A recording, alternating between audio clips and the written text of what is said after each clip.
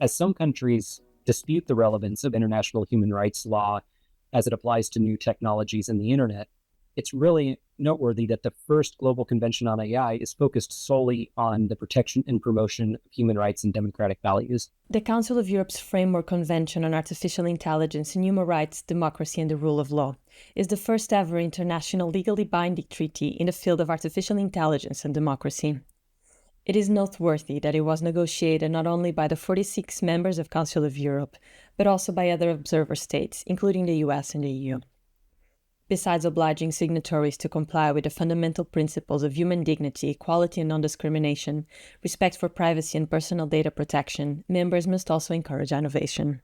The last thing we want is a straitjacket, and actually the mandate for the countries that were negotiating this particular treaty was that it should be conducive to innovation. Nobody's interested in blocking positive developments or opportunities, but we are interested in making sure that where there are risks, they can be addressed from a human rights perspective. From Friends of Europe, this is Policy Voices. I'm Catarina Vila Nova.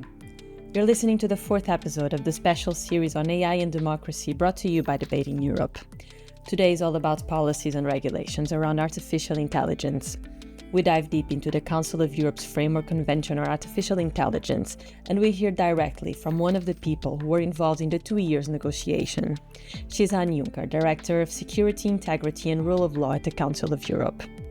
I'm also joined today by Justin Reynolds, Director for Tech Policy at the US Department of State, who's going to tell us about the American approach to tackling AI regulation. Here's our conversation.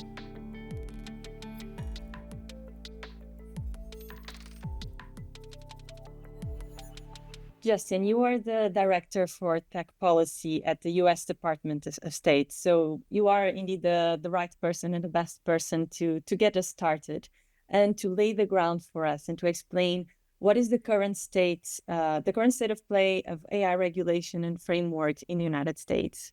Thank you. I'm delighted to be here. I returned to government service after several years in the technology industry to help build out a team at the U.S. State Department focused on 3 emerging technologies that we believe will have a tremendous impact on all of our lives globally over the coming years.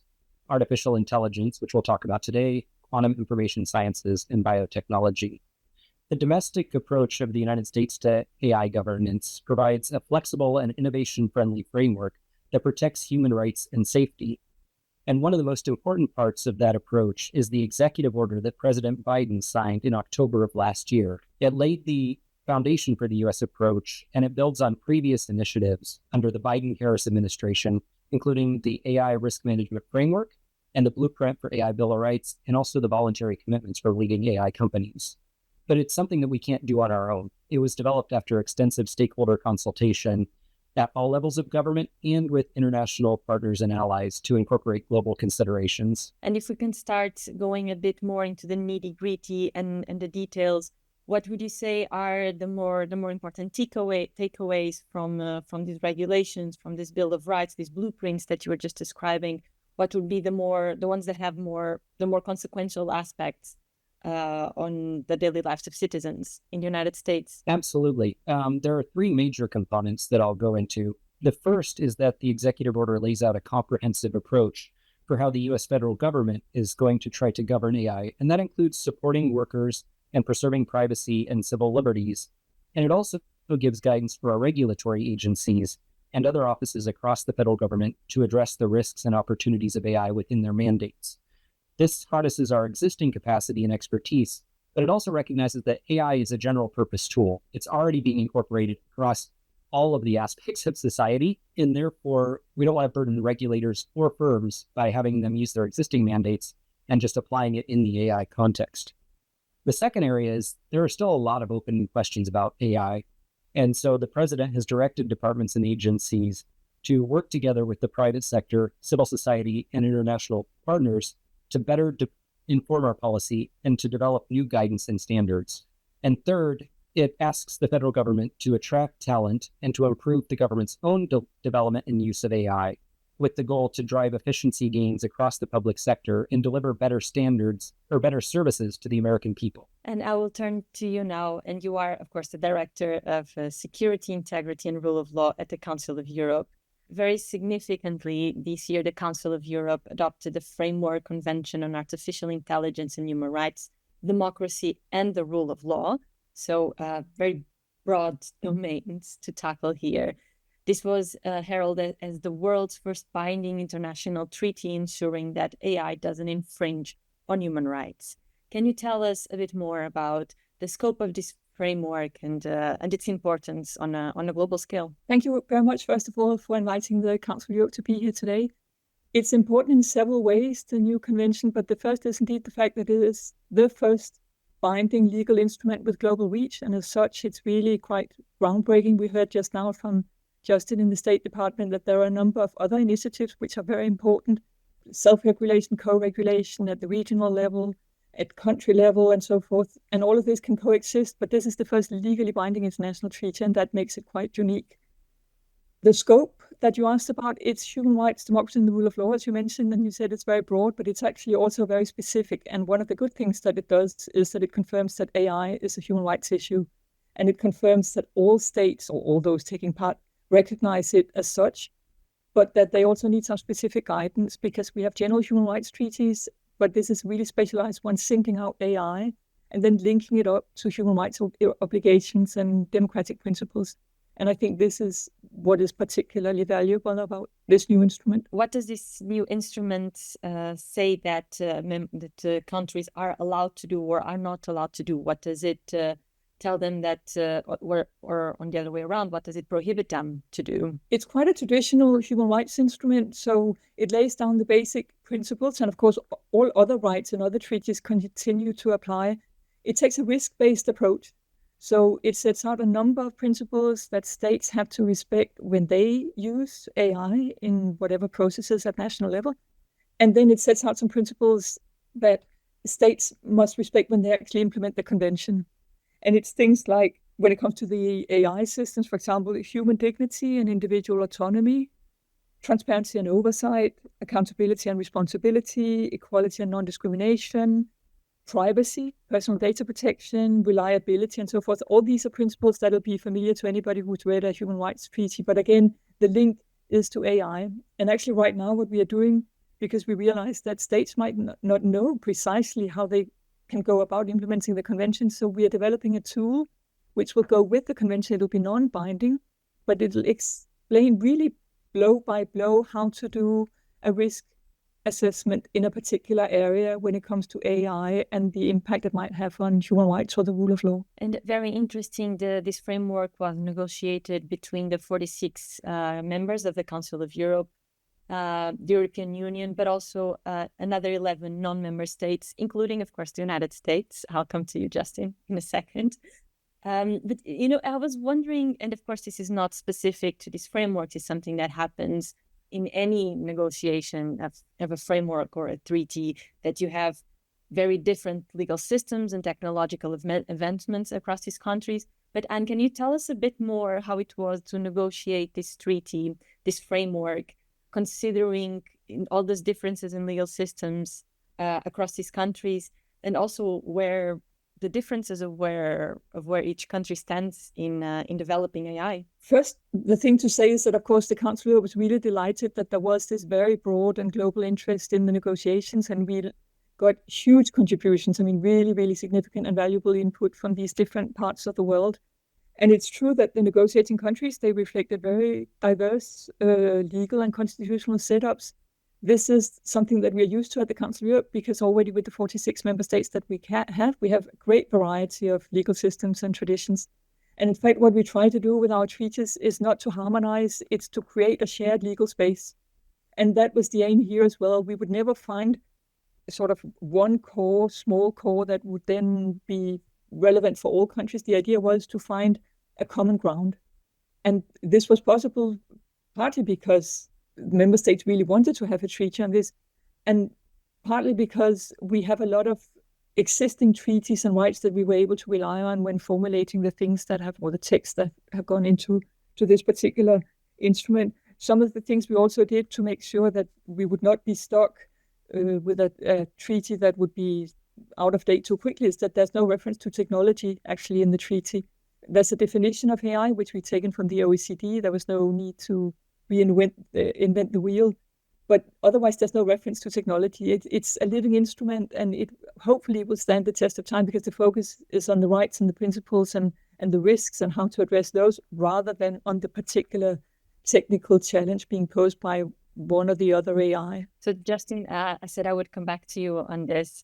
And given that the United States was one of the countries that was involved in the negotiations of this Framework Convention on Artificial Intelligence, Human Rights, Democracy, and the Rule of Law, it's a mouthful. I'm curious to how much you can tell us of where the United States stands on implementing this framework.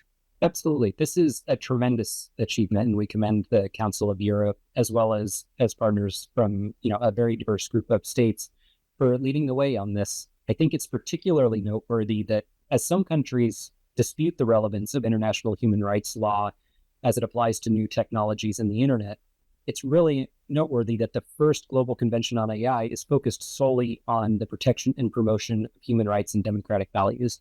And that's something the United States fully supports and is grateful for the leadership of our partners in bringing us all together and highlighting the common basis that we have. The convention is very much aligned with the United States domestic approach in terms of protecting rights with respect to AI. And so, as I referred to the executive order that President Biden signed last October, it calls upon the different parts of the government to ensure that their use of AI is done in a rights-respecting manner. I would add that one of the big, you asked earlier, Catarina, what were the big issues during the negotiations and were there any difficulties? And one of the challenges was related to the scope, in fact, and how best to make sure that the treaty would cover both public and private sector AIs in a way that states can actually implement. And we managed to find a compromise, which is very good, and I think which meets the needs of the participating states. But it was very interesting to observe in the period. It took 2 years to reach agreement. And of course, there were all sorts of issues to overcome. But as Justin was saying, the aim was very clear. And that was actually enough to motivate the states to be very constructive and find this important common ground. And already 2 weeks ago, the treaty was open for signature, and we have 9 states that have already signed it, including the US, as well as the UK, Norway, Iceland, Moldova, San Marino, Andorra, and the EU signed for the 27. So this is more than we could ever have hoped for. And we really hope that there's a momentum now and that a lot of other states will come forward so that we can move to the implementation phase. That's wonderful. I hope that by the time we launch the podcast, we can add a few more names to the list. I want to ask you both the same question, of course, with different perspectives. Justin, I can start with you, and I'm curious to hear from you in terms of some best practices that you see that are being implemented in the US that you think should be applied globally. And the same way around, what best practices do you see elsewhere that you would like to see implemented back home? Absolutely. One of the most important parts of our domestic policy is actually working together with international partners. And in addition to this convention that we've been discussing with the Council of Europe, another successful example of that in the past year was the UN General Assembly resolution, which brought together 123 different co-sponsors, and it was adopted by consensus at the United Nations. So we were able to get a global consensus on the imperative to harness safe, secure, and trustworthy AI to achieve the Sustainable Development Goals. So there is an international agreement on the need to leverage this technology to solve the world's most pressing problems. When it comes to regulation, one of the practices where we've adopted in the United States is trying to develop technically rigorous standards that can form the basis of regulation. And this is something, again, that we need to do in close consultation with partners from around the world. And so just yesterday, the Department of Commerce and the Department of State announced that they're going to co-host a convening of the Artificial Intelligence Safety Institute's network, November 20th and 21st in San Francisco. And this gathering will bring together 150 technical experts from around the world to try to develop standards on some of the most difficult but open questions on how we can ensure the safety of AI across a broad range of areas. So one of the things we're trying to do is make sure that any regulations that are going to be created are based on common and technically rigorous standards, and that they're developed in a way that will incorporate all of the different international contexts. so that they can hopefully be used broadly. And I'll turn the question to you now. What are some best practices that you see that are being implemented in Europe, across Europe, that you think should be applied at a global scale? And what practices do you see elsewhere that you would like to see put in practice in Europe? It's a little bit difficult for me to answer because I'm not that familiar with the practices in the different countries. But I would say maybe I can mention there are sort of two regulatory novelties that we've come across in our work that I would highlight, which have some basis in Europe. The first one is this obligation that states have to carry out human rights risk and impact assessments throughout the life cycle in AI. That's really a major new step, and it's quite an obligation for the states, and we'll be very interested to see both how they do it and also how we can actually work with them to make sure that it's done in a good way. And then once they get started, that experience should definitely be shared, and we should look for best practices. And maybe the other thing I would mention is that there's a requirement in our treaty of different remedies and procedural safeguards, which essentially amount to this legal right to explanation, which Justin hinted at a little bit because it's very much linked to trustworthiness and trust in the use of AI. So that, I think, is something it's important in our treaty, and it's also a feature of the AI Act of the European Union. And if I may, I'll just add, I think in my list just a moment ago about the first signatory countries, I might have left out the UK and Israel, just in case. So hereby added. And at this point, both of you have been involved in efforts to legislate or regulate or create policy surrounding artificial intelligence. So I'm curious to hear from both of you of what were the main challenges that you faced when creating frameworks, policy, legislation around artificial intelligence. And if you want to continue. I think trying to pin down the absolute priorities so it doesn't become too broad, to try and make it very specific, although the area as such is absolutely vast. And, human rights are AI and AI human rights. There's practically no sector, there's no human right really that is not affected in some way or can in some way be infringed by the use of AI. So trying to be focused enough that the treaty that we were developing, the framework, made sense when it comes to the protection of specific individual rights and not just very general principles, which are important as well, but to pin it down to specific rights and find language that states could agree on when it comes to actual rights. I should also say that the treaty is very strong on human rights. It also has a separate section on democracy, which is hugely important.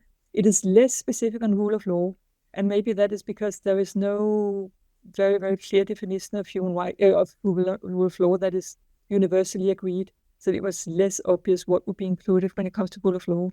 But the human rights part and the democracy part has been very specific, and I think that was tricky at the beginning, but we managed. And Justin, what were some of the challenges that you encountered in the United States when legislating on artificial intelligence? As we think about artificial intelligence in the United States, I think there's two main challenges. One is that AI presents tremendous opportunities. It's already playing a transformational role in the future of our economies, our healthcare, our creative pursuits, our whole societies. But at the same time, we all know that AI tools can create and contribute to, or at least exacerbate, risks to safety, privacy, and the enjoyment of human rights. And so trying to balance those two sides, because without a trusted and safe AI, I don't think we're going to benefit and get the full benefits that AI can bring to solve some of the real pressing problems.